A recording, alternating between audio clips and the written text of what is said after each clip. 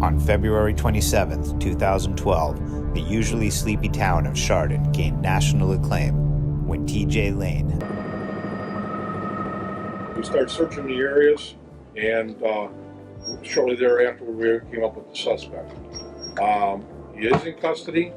No name will be released because he hasn't been charged yet. He is a juvenile. This is T.J. Lane,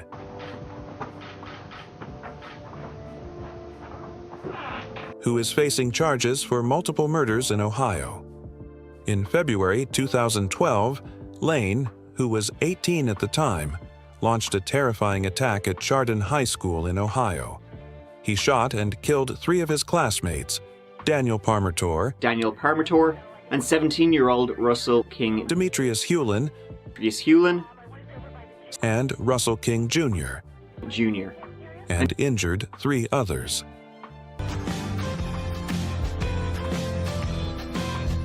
If you thought Lane's actions were horrifying, his conduct in court was equally appalling.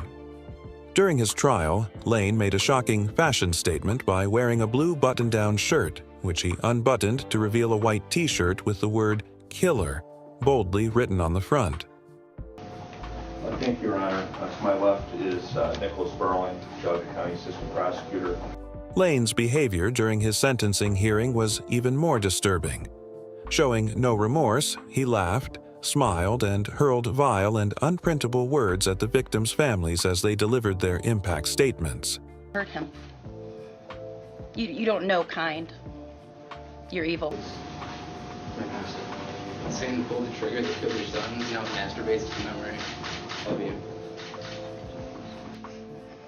I hate you for the pain you have caused, Nick. You chased him down the hall and fired the last bullet that paralyzed him. You're lucky I have to read this because I'd be staring at you the whole time. Daniel Parmertor's mother, Dina Parmertor, also confronted Lane, but he only chuckled in response. You murdered my son, Danny. You are a killer. You're a pathetic excuse for a human being. In fact, you're not even a human being. You don't deserve to be called, which is, in my opinion, not harsh enough. If I had my choice, you would die an extremely slow, torturous death. Despite Lane's repulsive behavior, the victims' families remained resolute, condemning him as a cold-blooded killer and expressing their hope that he would be imprisoned for life. Nick Walczak, a survivor who was left paralyzed after being shot by Lane, was present in court. Murders of 3 of his classmates. One of the survivors, Nick Walczak, sat in a wheelchair in the back. The judge expressed disbelief at Lane's actions, noting that the motive behind the rampage remained unknown. Ultimately, Lane was sentenced to 3 life terms in prison without the possibility of parole.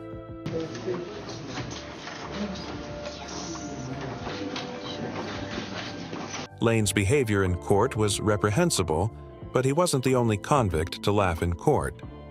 Another case is that of Tyrell Webster. This is Tyrell Webster. Webster was convicted of murder for killing Grover Watson, who is facing charges for the brutal murder of Grover Cleveland Watson Jr. in Ohio. In April 2012, during an argument at a home on Osage Avenue, Webster shot and killed Watson. According to Watson's sister, Carolyn O'Brien, and he was taken from us. The argument escalated when Webster became violent towards his pregnant girlfriend. Webster, who comes from a criminal background as the brother of the notorious tri-state killer Lonnie Webster, exhibited disgraceful behavior in court. During his sentencing hearing, O'Brien recounted how her brother was killed on his birthday. And he was taken from us on my brother's birthday, which hurts very, and expressed initial forgiveness towards Webster, explaining he didn't fully understand the consequences of his actions. At this moment, Webster laughed. O'Brien, who is legally blind, asked the judge for assistance in locating Webster in the courtroom so she could look him in the eye while speaking. Judge Lubers informed her that Webster was laughing at that moment. O'Brien responded powerfully, telling Webster that his laughter would soon fade once he was imprisoned for life, even implying he would become someone's girlfriend in prison. Any hopes of leniency for Webster vanished during his sentencing hearing when he arrogantly responded, "Do that matter?" and let out an audible groan when asked routine questions about his education. After a swift 1-hour deliberation following a 2-week trial, the jury found Webster guilty of murder. He was sentenced to 18 years to life in prison. However, Tyrell Webster's case pales in comparison to the notorious case of Danta Wright. This is Danta Wright, who is facing charges of murder in Detroit, Michigan. Wright recently pleaded guilty to armed robbery, felony firearm, and second-degree murder in the tragic shooting death of 18-year-old Jordan Clee. Wright confessed that he and 2 accomplices were out to rob Clee when he callously shot him in the back of the head. Adding to the horror of his crime, Wright's behavior in court shocked everyone. The 17-year-old convicted killer treated his sentencing hearing as if it were a comedy show. As Clee's mother courageously delivered her victim impact statement during Wright's sentencing hearing, Wright's reaction was infuriating. He began smiling and behaving as if he had done nothing wrong. He even posed like a celebrity and told his family he would be out soon. Judge David Swartz was visibly disturbed by Wright's disrespectful behavior. He even considered rejecting the plea deal and taking Wright to trial for a harsher sentence. Swartz addressed Wright, saying, "I've been watching you sit there, smile and laugh and shake your head like this was no big deal. It's easy to see why the judge was tempted to impose a stricter penalty." However, Wright's attorney defended his client, explaining that Wright's constant smiling wasn't meant to be disrespectful. In the end, justice was served, although perhaps not as severely as some had hoped. Wright was sentenced to 23 to 50 years in prison. While it seems like Danta Wright got away with his unremorseful and provocative behavior, other cases show that infuriating smirks from convicts aren't always ignored, as seen in the notorious case of Michael Madison. This is Michael Madison, facing charges for multiple murders in Ohio. Madison, 38, was a convicted sex offender who became a cold-blooded killer, found guilty of multiple counts of aggravated murder and kidnapping. His victims included 38-year-old Angela Deskins, 28-year-old Shatisha Sheely, and 18-year-old Sherelda Terry. Madison's crimes were truly horrifying.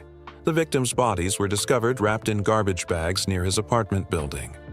The stench from a shared garage caught the attention of a cable television worker, leading to the gruesome discoveries. His lack of remorse and courtroom behavior were equally chilling. During Sherelda Terry's father's victim impact statement, Van Terry, Madison smirked at him. In a fit of raw emotion, Terry lunged at Madison, trying to wipe the smirk off his face. Chaos ensued as courtroom deputies restrained the distraught father, while Madison remained unfazed. Despite Madison's defense attorneys highlighting his troubled childhood and history of abuse, the jury recommended the ultimate punishment: death. Judge McDonnell agreed, emphasizing the horrific nature of the crimes and the necessity of justice. Some killers may only laugh at their victims, but others, like Luis Enrique Monroy Bracamontes, not only laugh, but threaten to kill more people. This is Luis Enrique Monroy Bracamontes, facing charges for multiple homicides in Sacramento, California. Bracamontes is on trial for the senseless killing of 2 Northern California sheriff's deputies. A Mexican citizen who repeatedly entered the United States illegally, Bracamontes' wife, Janelle Monroy, is also charged in the deputies' slayings. The defense argued that anti-immigrant sentiment fueled by President Trump tainted their client's chances of a fair trial. They even attempted a plea of not guilty by reason of insanity, but were unsuccessful. Bracamontes' courtroom outbursts were shocking. During prosecutor Rod Norgaard's opening statement, which detailed the firefight that killed Deputy Danny Oliver and Detective Mike Davis and left Deputy Scott Brown retreating under heavy fire, Bracamontes laughed and called Deputy Brown a coward. Bracamontes proudly declared his intention to kill more officers, showing zero remorse. He taunted the jury, claiming he would escape from prison and kill more people, showing complete disdain for the trial process. Judge Steve White had to warn Bracamonte to remain silent.